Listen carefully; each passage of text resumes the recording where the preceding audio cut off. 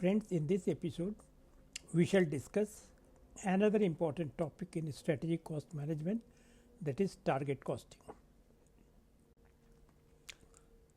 In conventional approach, there are two approaches. In the first approach, it is cost plus pricing.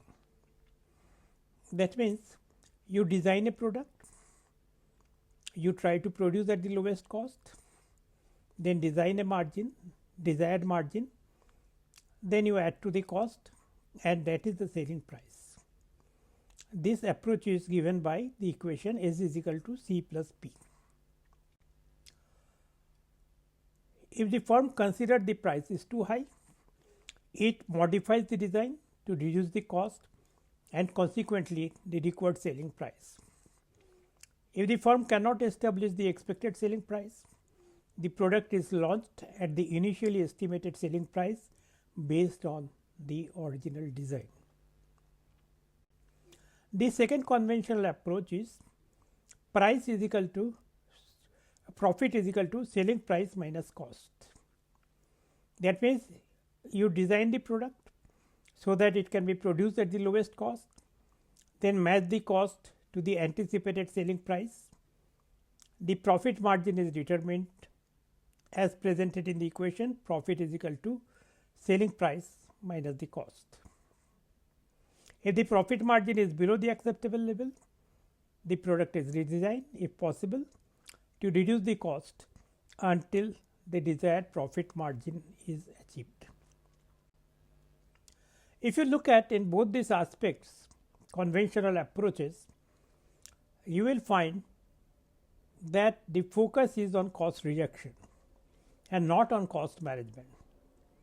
If you recall, we talked about cost reduction where the endeavor is not to challenge the design of the product, but to permanently reduce the cost. When we talk about cost management, we look at the interplay of cost and revenue. The reason being that the revenue represents the value that the customer is ready to pay. But customer does not pay for the whole package. They look at each attribute, quality, and then they decide how much they will pay. And it of course depends on the market segment.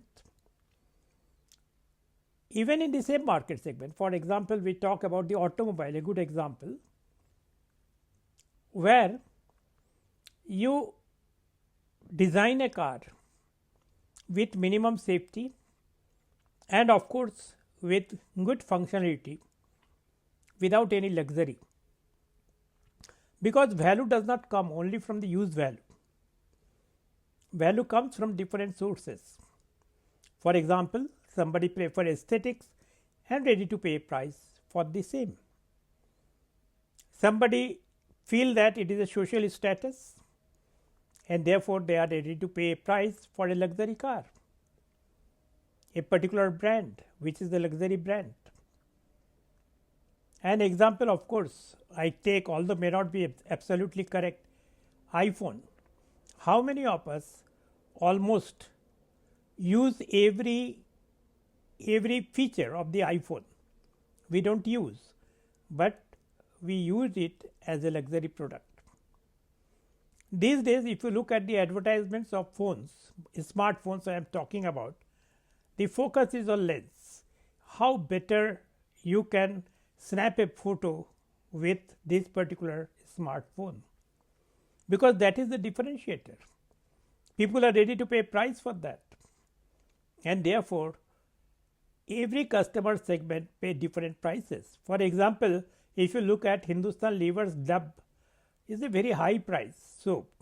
They don't call it soap, of course, but everyone is not ready to pay that price. Or if you look at the different kind of detergents, if you recall that at one time the detergents were manufactured by HUL only for those who are able to pay a better price, high price. But after Nirma came, they started producing something at a lower price to match Nirma's soap and wanted to sell at the bottom of the pyramid, because that is a very different segment than the urban segment. Even if you look at, then this segment, I am talking about bottom of the pyramid, they don't pay for the total 100 grams of the luxury, let us say healthcare product, but they want only one pouch. So, the attributes, the quality, the price, all are important, and every customer segment ready to pay a price for a attribute which is their use. Remember here, quality when we talk about is fit to use. So, where from you are deriving value is very important. Therefore, cost reduction cannot start after the design stage. Cost reduction, because cost management we are talking about, should start at the development stage and not later, because the potential to reduce cost, potential to manage cost is highest at the design stage and not thereafter at the production stage. Therefore, target costing does not start the cost management after the design stage. Here the approach is to understand the trade-off between price, cost, functionality and quality. Manager examine the trade-off at product development and optimize the product functionality and quality within the estimated selling price, target cost, target volume and launch date.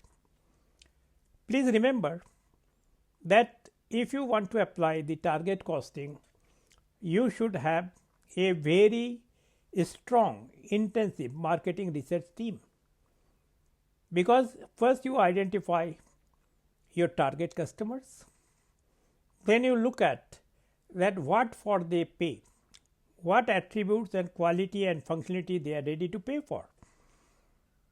For example, once the Uber is there, then we don't pay for the luxury.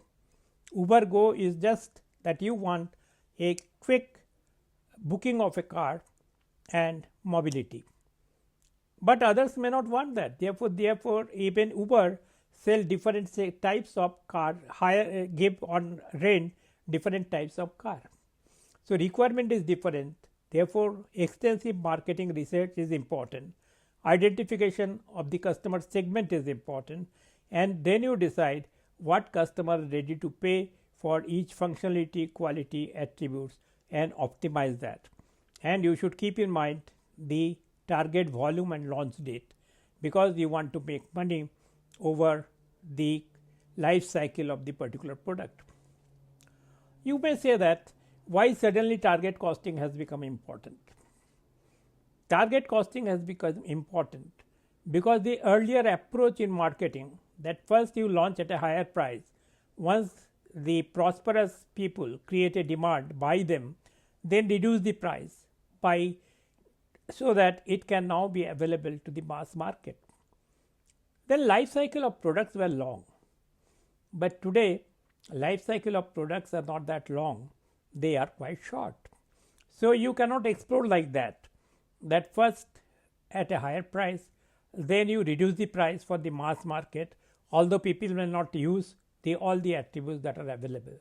Therefore, you do not have that luxury today, because product life cycle is quite short as compared to earlier days. Target costing therefore should be viewed as a highly structured product development discipline. It involves understanding customer needs, industry pricing dynamics, product complexity and life cycle analysis and supplier relations. All these you need to understand to develop the product. That means, when you are designing the product, you have to understand all the dynamics, the interaction between all these attributes, the dynamic, that is product complexity, product life cycle, supplier relation, customer needs, customer value. So, which value customer attributes is important. Target costing is really a teamwork. Without a teamwork, you cannot achieve the desired result from target costing, because once you have a initial design, of course based on the marketing research team's work and your target segment, but then you have to define it, because then you try to calculate that shall I get the return that I desire from the design which I have developed, not after the product development as it happened in conventional pricing methods, not at that, because today market is competitive, market gives the price, customer decides the price, and therefore then you decide that okay, if I have to get a particular return, then what quality and attributes I can sacrifice so that I don't sacrifice much value. Therefore, when you reduce the attributes, you reduce the functionality, you reduce the quality. Of course, minimum quality has to be served, but you reduce the quality, then you reduce the cost, but value is not reduced correspondingly, because the customer don't value those attributes as high as other attributes. Therefore, you come back, you redesign the product and decide that we have to reduce the cost to that extent that we get the adequate return which we are looking forward to. Now, once you estimate how much cost is to be reduced, then you allocate the cost to different teams, but you don't allocate the cost uniformly to different teams. You allocate relatively more cost to critical features, and allocation of more cost to a particular feature which is critical for the particular product or service, then you allocate reduced cost to other features, because the target cost remains the fixed. You know that how much cost is to be reduced, and this allocation of cost is not negotiated allocation, because if you go for negotiated allocation, if it is a political I say that office politics or factory politics enters into it, then the allocation will be incorrect. You cannot do the right allocation. And then when actual production is being produced, some functions are able to achieve the target cost, some functions may not be able to achieve the target cost, and therefore the team has collectively to see that they have achieved the target cost.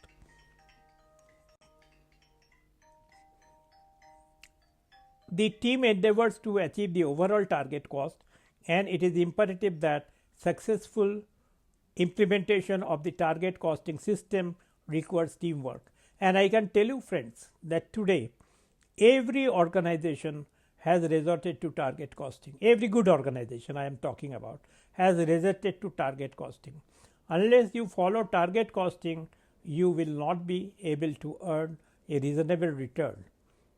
But therefore, marketing research has become very, very important, and designing has also assumed a lot of importance, because you have to design to the requirement of the customer needs. You have to design to reduce the cost. You have to work as a team to see that you are producing within the target cost. You look at automobiles, you look at refrigerators, you look at consumer durables, other products, you look at TV or anything you talk about. The target cost is important even in FMCG product. You see the target cost, you look at the customer segment, and that is absolutely important, and every good organization applies that. Perhaps in your organization also you resort to target costing. Thank you friends, I stop here, and I hope you find the topic quite interesting. Thank you very much.